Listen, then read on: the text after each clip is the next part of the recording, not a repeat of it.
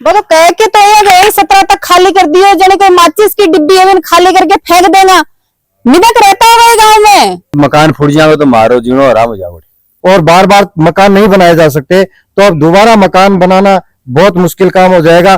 तो ये मैं ये बता रहा हूँ कि मुश्किल से 8-10 हजार रुपए कमा पाता है, और उस 8-10 हजार रुपए में वो दाल रोटी ठीक से नहीं कर पाता, वो व्यक्ति फिर आशियाना कैसे बनाएगा। प्रिंस कॉलेज और प्रिंस सिविल सर्विसेज हर कदम रचता है भविष्य देश के भावी IAS, IPS और RAS ऑफिसर्स का।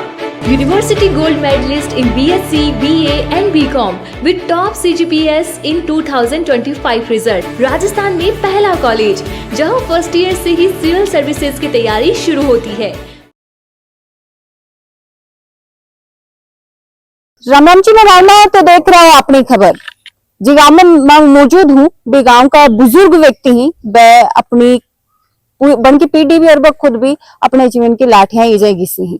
काफी सारे बच्चा को गांव में बचपन बीते है, और काफी सारा बच्चा इजा से निकल के कोई बिजनेस कर रहे है, तो कोई कठे अफसर है, तो कोई कुछ काम करके अपनी दिनचर्या बिता रहे है। फिलहाल मैं फतेसरा गांव में मौजूद हूँ, जेठे लगभग 125 घरा के लिए नोटिस आयो है।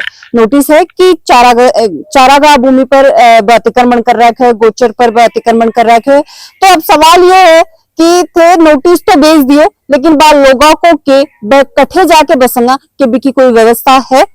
काफी सारे लोग मेरे साथ ही मौजूद ही, बुजुर्ग भी हुए और युवा भी, सबसे बातचीत करांगा। तो सबसे पहले वीडियो में शेयर कर देना है, प्रशासन तक ये वीडियो जरूर से पहुंचा देना, लास्ट तक जरूर से बने रहना। राम राम। आपको बहुत बहुत धन्यवाद, हमारी पीड़ा सुनने के लिए आप हमारे ग्राम फतेसरा पहुंचे।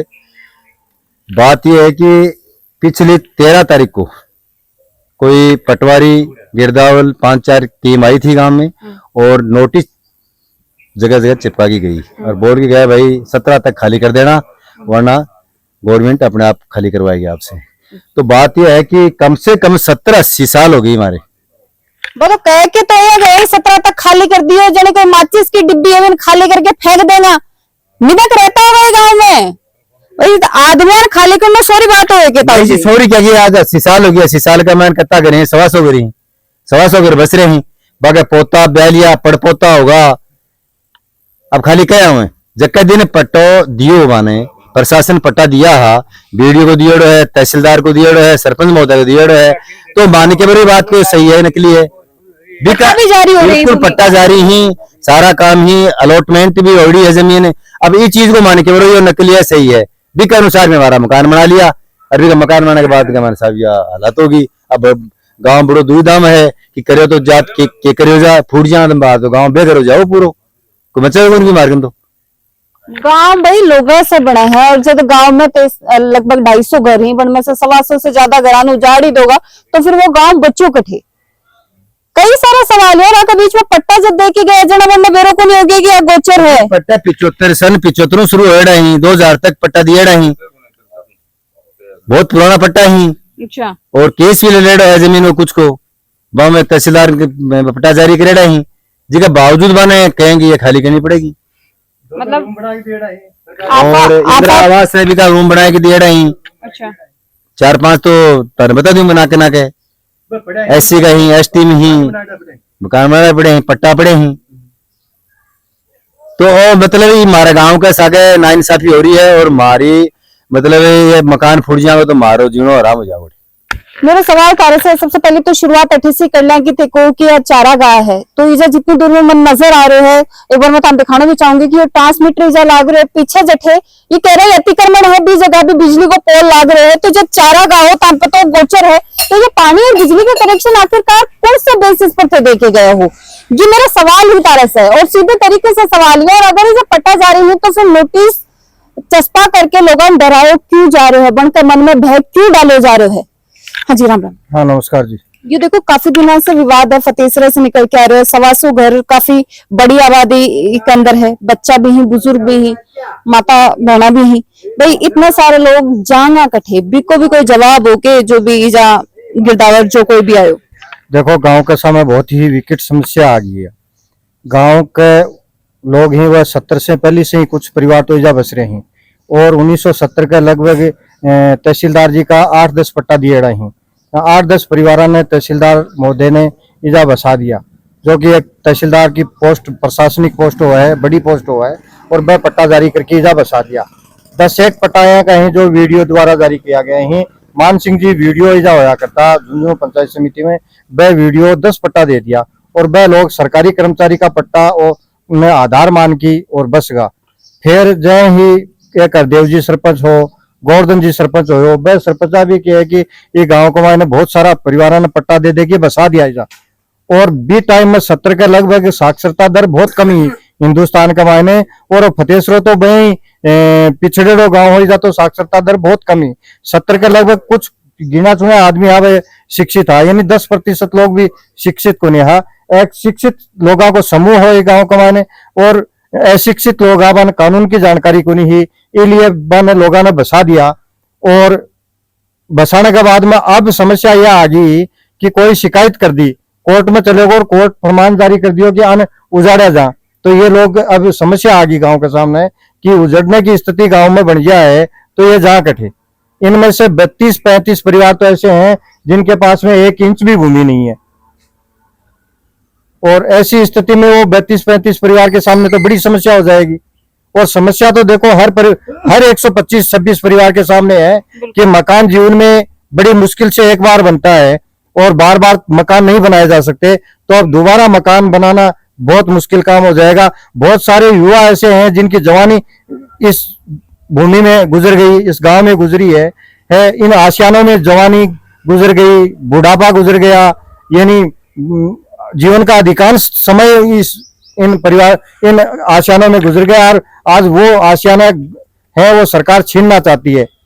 सरकार साथ देगी कुन देगी, नेता साथ मांगा कुनियाऊंगा, यहाँ का विचार विमर्श में आता होगा। मेरे तो एक ही कहना, जीवन भर की कमाई था मकाना में लगा दी, और अब किधर जाऊंगा मैं। सब चिंता में है कि कहीं भी करके बच्चे नहीं मारो तो जीवन दुर्लभ है। स्थानीय नेता सरपंच जी बन सबको क्या कहना है? बस तो सब सागा ही गांव के पक्ष करांगा और उसके बतिबार बचावा। उम्मीद के है? उम्मीद तो मुश्किल लगे सर, गवर्नमेंट तो यह है कि काटो नहीं, काटो कठे काटन को आगलो रास्ता भी तो क्यों होना चाहिए ना? रास्ता को नहीं दे रहे ना कोई, आगलो रास्ता है तो बात बन जाए, लेकिन आगे का कोई जवाब नहीं है। भाई अब छोटा छोटा बच्चा इधर भी स्कूल जाता होगा, सारी व्यवस्था उनकी 20 साल से बढ़ रही, तो आगे अपन को क्या फ्यूचर है? स्कूल में भी जाए टाबर पढ़े भी हैं, सारी व्यवस्था है, लेकिन अब एकदम घबराहट है गांव के पूरे के कि अगोसी के रात में नींद नहीं आवे। हमारा खुद का मकान ही। क्या उम्र होगी तारी? मेरी 65 साल हो गई। जीवन भर की सारी पूंजी लगा के बनाएंगे लगा दी। और अब शायद मना लगे कि जी हिसाब से आजकल की महंगाई बढ़ रही है, भाई ईंट का इधर इतना होगा कि मकान बनाने के आदमी प्लानिंग करे तो वो लाखा को बजट पहले बनाओ, वो ढांचो खड़ो करने के लिए, बिन सजान के लिए तो वो पैसा चाहिए। मैं जी बहुत पैसा चाहिए, अब दोबारा बनाई हो मरी जाऊंगा, इधर कुछ नहीं बना। क्या कहता है जी? बढ़ेगा ही बोलिया, यह बात मानो। अब बना लिया मैं तो और मकान को नहीं बनेगा यहाँ का। ई गाँव का माँ है कि कोई व्यवस्था ही को नहीं, न कोई ऐसी इनकम है कोई, क्यों बने बताओ जाओ। या गरीब यहाँ का ही गाँव कोई क्यों बनने को सवाल ही नहीं है। यह बात है तो मीडिया है कि इन्हें कहे भी करके बचाओ। कोई आदमी से बच्चे तो नेता नांगला सो क्यों भेड़ाओगी, और मैं भी चल चाल से भाई चलो आंदोलन में भी चल चला और क्या यूं ज्यादा तो लड़ाई तो पहले आप में खड़ी होकर लड़नी पड़ेगी, नेता तो भी के बाद में आऊंगा, लेकिन तमाम नेता और जितना भी युवा लीडर्स ही, जितना भी एमएलए, एक्स एमएलए, सांसद ही, पूर्व सांसद मन, सबसे मेरा निवेदन है कि गांव की पीड़ा है, और आज यो गांव जो हर बार पिछले काफी सालों से तान वोट दे के जिताया है, ताने सांसद भी बनाए, तान विधायक भी बनाए, तान सरपंच भी बनाए हैं, आज बात तमाम लोगों की जरूरत है गांव में, जब दिन आकी जरूरत थाने ही तो ये थारे लिए आके खड़े है, लेकिन आज ये गांव थारी जरूरत महसूस कर रहे हो। तो मेरा निवेदन था सबसे है, ये वीडियो जठे तक पहुंच रही है, ये तमाम नेताओं तक पहुंच जानी चाहिए, ताकि गांव में सहयोग मिल सके। आज की जरूरत है दिखले खड़े हो जा सके, क्योंकि दादाजी वोट निकले तो क्या फटे पीड़ा मांगे नेता अपना कन आके खड़े हुए। और जोड़ा गरीब टपको बस रहा है, जमीन ही नहीं ज्यादा आओ मकान हो को सकल पट्टा भी है लगभग, सरपंच का डेढ़ा, पीडीए का डेढ़ा, और प्रशासन बोरा न होगी डोड़ो पूर्व प्रशासन तुम्हारे है, पूरा जोड़ो ही बसा तुम्हारे जोड़ो आज ही बोल दिखाई बोल के मैं यह कह रहा हूँ कि जो जोड़ा में 125 परिवार है, उनमें से अधिकतर 70% लोग हैं वो खेतीहर मजदूर या भूमिहीन है।